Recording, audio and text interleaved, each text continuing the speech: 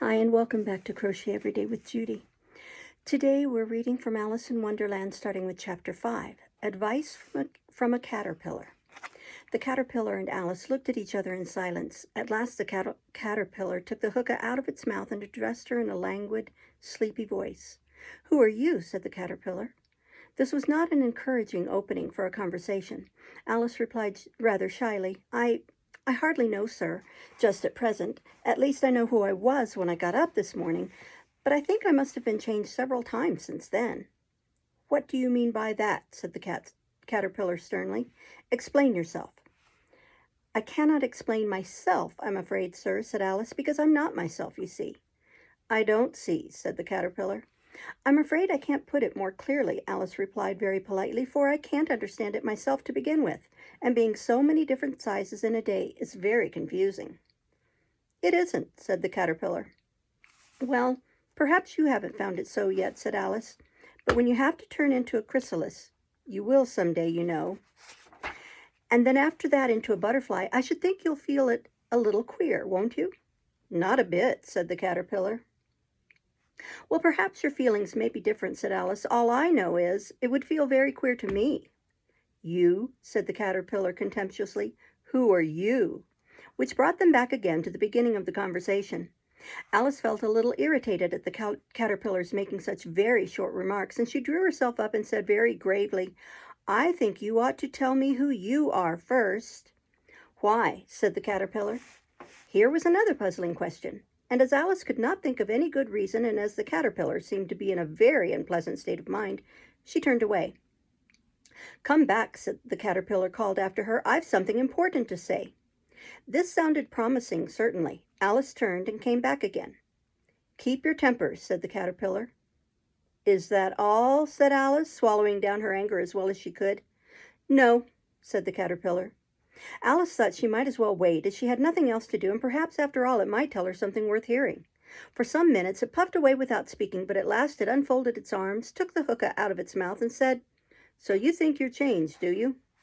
"I'm afraid I am, sir," said Alice. "I can't remember things as I used, and I don't keep the same size for 10 minutes together." "Can't remember what things?" said the caterpillar. "Well, I've tried to say, 'How doth the little busy bee?' but it all came different," Alice replied in a very melancholy voice. "Repeat, 'You are old, Father William,'" said the caterpillar. Alice folded her hands and began. "You are old, Father William," the young man said, "and your hair has become very white, and yet you incessantly stand on your head. Do you think at your age it is right?" "In my youth," Father William replied to his son, "I feared it might injure the brain, but now that I'm perfectly sure I have none, why, I do it again and again." "You are old," said the youth, "as I mentioned before, and have grown most uncommonly fat. Yet you turned a back somersault in at the door. Pray, what is the reason of that?" "In my youth," said the sage, as he shook his gray locks, "I kept all my limbs very supple by the use of this ointment. 1 shilling the box. Allow me to sell you a couple." "You are old," said the youth, "and your jaws are too weak for anything tougher than suet. Yet you finished the goose with the bones and the beak. Pray, how did you manage to do it?"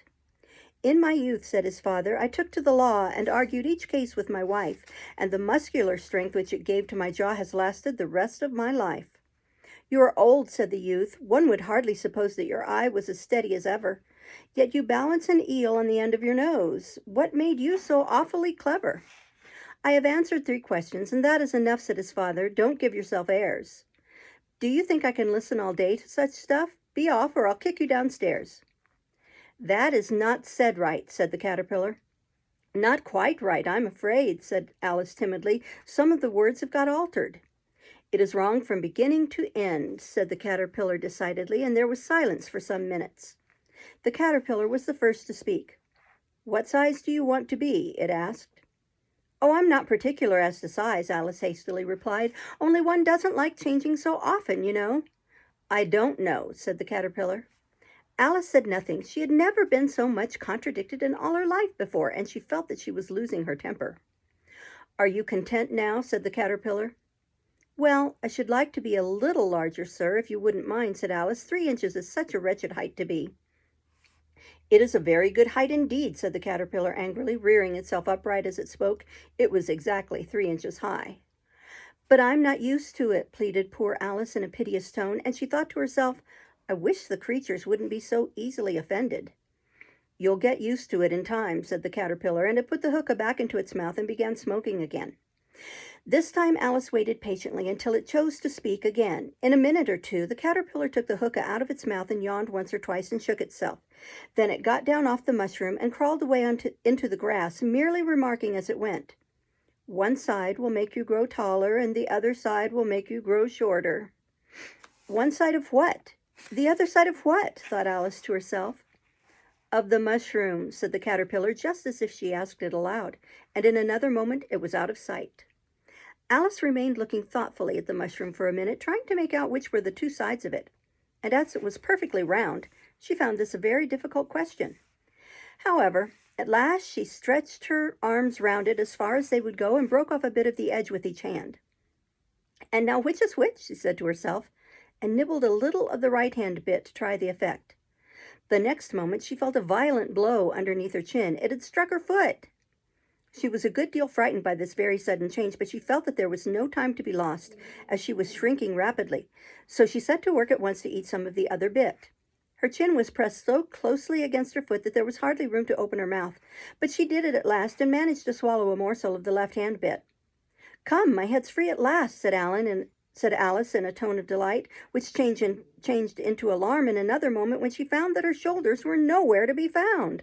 All she could see when she looked down was an immense length of neck which seemed to rise like a stalk out of a sea of green leaves that lay far below her. "What can all that green stuff be?" said Alice. "And where have my shoulders got to?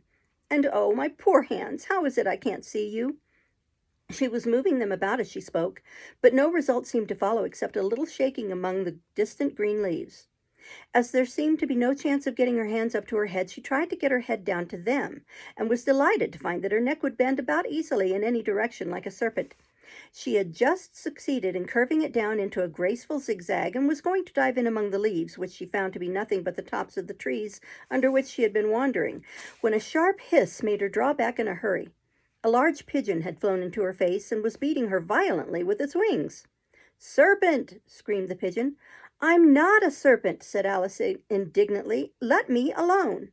"Serpent, I say again," repeated the pigeon, but in a more subdued tone, and added with a kind of sob, "I've tried every way and nothing seems to suit them." "I haven't the least idea what you're talking about," said Alice.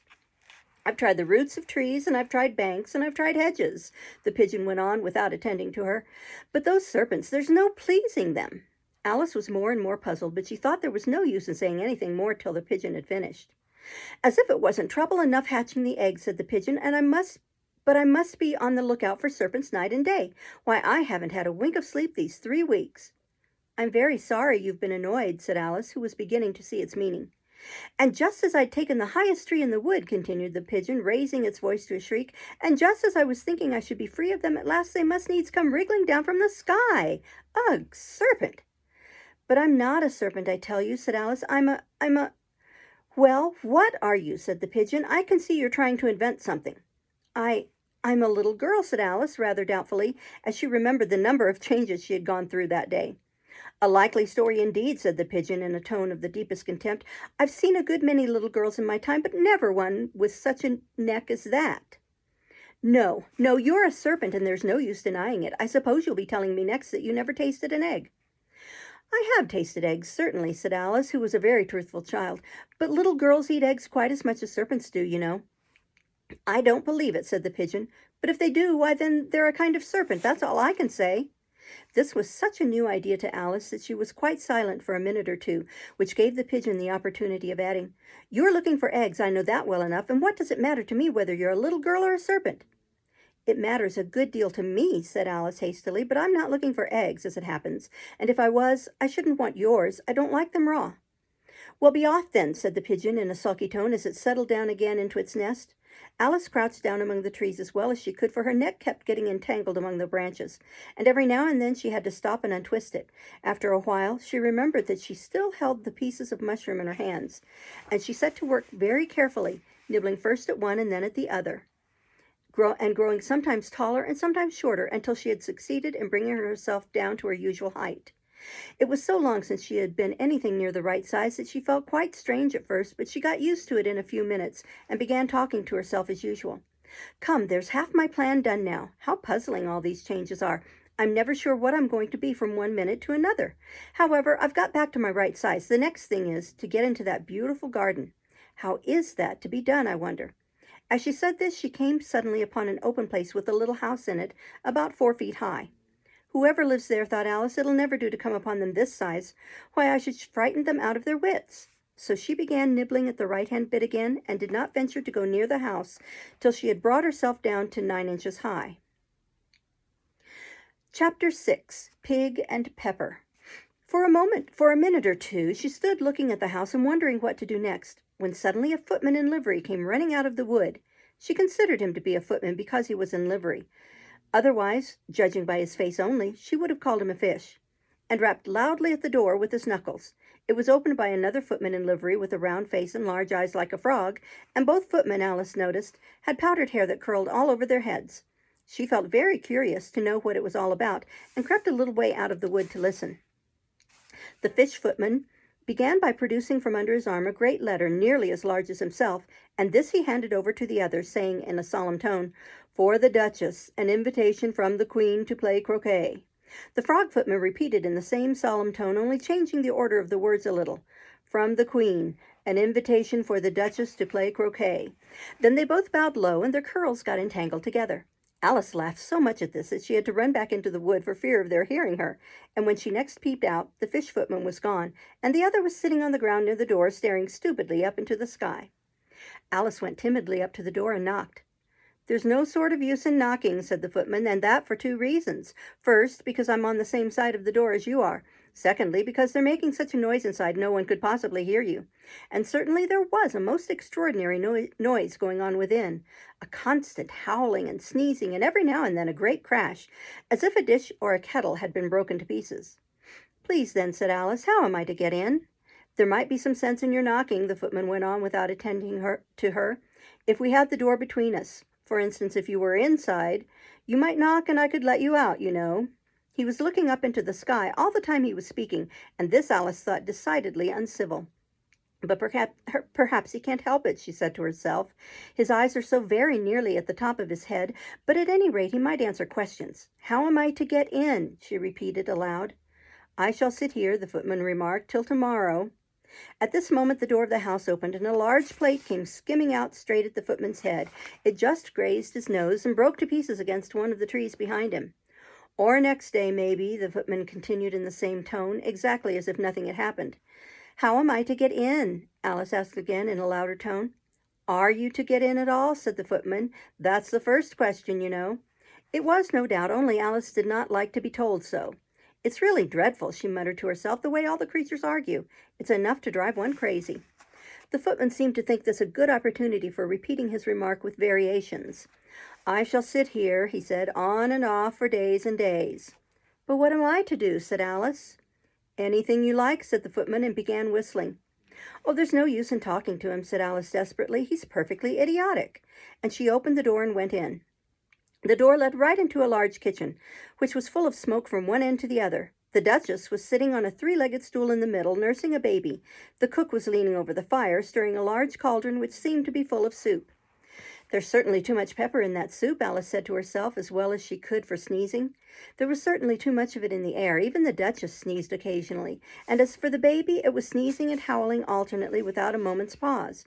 The only 2 creatures in the kitchen that did not sneeze were the cook and a large cat which was sitting on the hearth and grinning from ear to ear.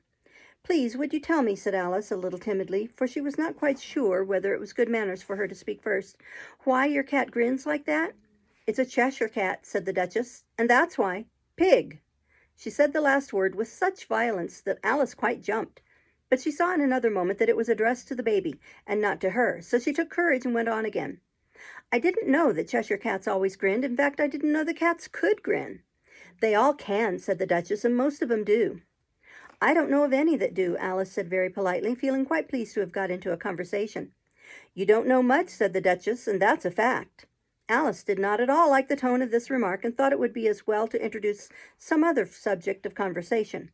While she was trying to fix on one, the cook took the cauldron of soup off the fire and at once set to work throwing everything within her reach at the Duchess and the baby. The fire irons came first, then followed a shower of saucepans, plates, and dishes. The Duchess took no notice of them even when they hit her, and the baby was howling so much already that it was quite impossible to say whether the blows hurt it or not. "Oh, please, mind what you are doing," cried Alice, jumping up and down in an agony of terror. "Oh, there goes his precious nose," as an unusually large saucepan flew close by it and very nearly carried it off. "If everybody minded their own business," said the Duchess in a hoarse growl, "the world would go round a deal faster than it does."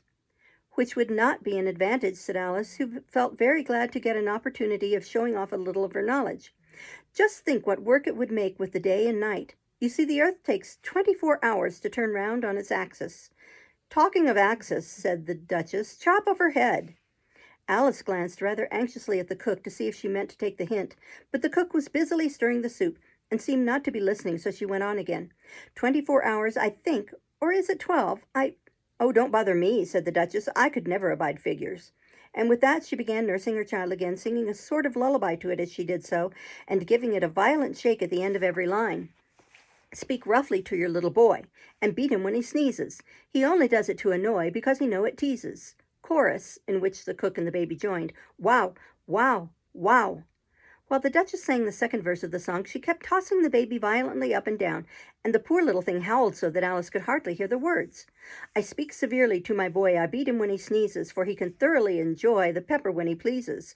Chorus. "Wow, wow, wow." "Here, you may nurse it a bit if you like," said the Duchess to Alice, flinging the baby at her as she spoke. "I must go and get ready to play croquet with the Queen," and she hurried out of the room. The cook threw a frying pan after her as she went, but it just missed her. Alice caught the baby with some difficulty, as it was a queer-shaped little creature, and held out its arms and legs in all directions. "Just like a starfish," thought Alice. The poor little thing was snorting like a steam engine when she caught it, and kept doubling itself up and straightening itself out again, so that altogether, for the first minute or two, it was as much as she could do to hold it. As soon as she had made out the proper way of nursing it, which was to twist it up into a sort of knot and then keep tight hold of its right ear and left foot so as to prevent its undoing itself, she carried it out into the open air. "If I don't take this child away with me," thought Alice, "they're sure to kill it in a day or two. Wouldn't it be murder to leave it behind?" She said the last words out loud, and the little thing grunted in reply. It had left off sneezing by this time. "Don't grunt," said Alice. "That's not at all a proper way of expressing yourself." The baby grunted again, and Alice looked very anxiously into its face to see what was the matter with it. There could be no doubt that it had a very turn-up nose, much more like a snout than a real nose. Also, its eyes were getting extremely small for a baby. Altogether, Alice did not like the look of the thing at all. But perhaps it was only sobbing, she thought, and looked into its eyes again to see if there were any tears. No, there were no tears. "If you're going to turn into a pig, my dear," said Alice seriously, "I'll have nothing more to do with you. Mind now." The poor little thing sobbed again, or grunted. It was impossible to say which. And they went on for some while in silence. Alice was just beginning to think to herself, "Now what am I to do with this creature when I get it home?" when it grunted again so violently that she looked down into its face in some alarm. This time there could be no mistake about it. It was neither more nor less than a pig, and she felt that it would be quite absurd for her to carry it any further. So she set the little creature down and felt quite relieved to see it trot away quietly into the wood. "If it had grown up," she said to herself, "it would have been a dreadfully ugly child, but it makes rather a handsome pig, I think." And she began thinking over other children she knew who might do very well as pigs, and was just saying to herself, if only one knew the right way to change them, when she was a little startled by seeing the Cheshire Cat sitting on a bough of a tree a few yards off. The cat only grinned when it saw Alice. It looked good-natured, she thought. Still, it had very long claws and a great many teeth, so she felt it ought to be treated with respect. Cheshire Puss, she began rather timidly, as she did not at all know whether it would like the name. However, it only grinned a little wider. "Come, it's pleased so far," thought Alice, and she went on. "Would you tell me, please, which way I ought to walk from here?" "That depends a good deal on where you want to get to," said the cat. "I don't much care where," said Alice. "Then it doesn't matter which way you walk," said the cat. "So long as I get somewhere," Alice added as an explanation.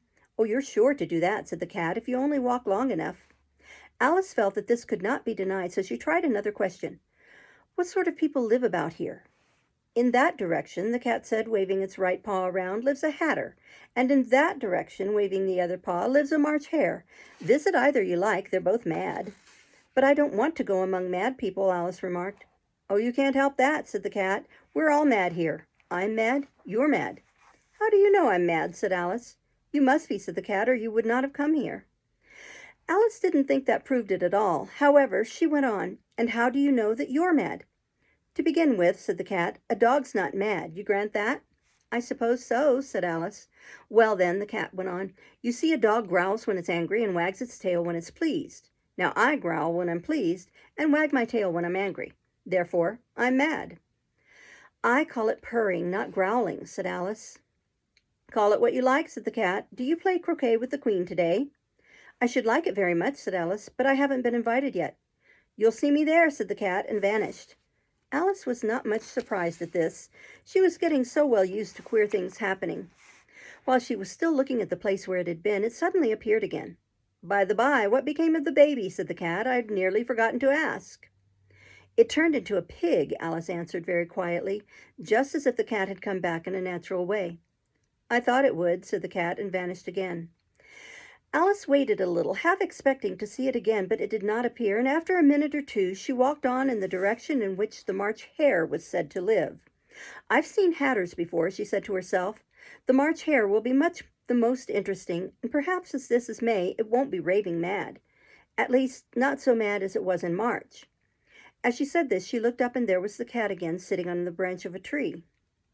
Did you say pig or fig? Said the cat.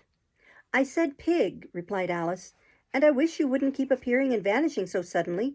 You make one quite giddy. All right, said the cat, and this time it vanished quite slowly, beginning with the end of the tail and ending with the grin, which remained some time after the rest of it had gone. Well, I've often seen a cat without a grin, thought Alice, but a grin without a cat? It's the most curious thing I've ever saw in all my life. She had not gone much farther before she came in sight of the house of the March hare. She thought it must be the right house because the chimneys were shaped like ears and the roof was thatched with fur. It was so large a house that she did not like to go nearer till she had nibbled some more of the left-hand bit of mushroom and raised herself to about 2 feet high. Even then, she walked up toward it rather timidly, saying to herself, Suppose it should be raving mad after all. I almost wish I'd gone to see the hatter instead. We'll stop there and start tomorrow with Chapter 7. Thank you. Bye-bye.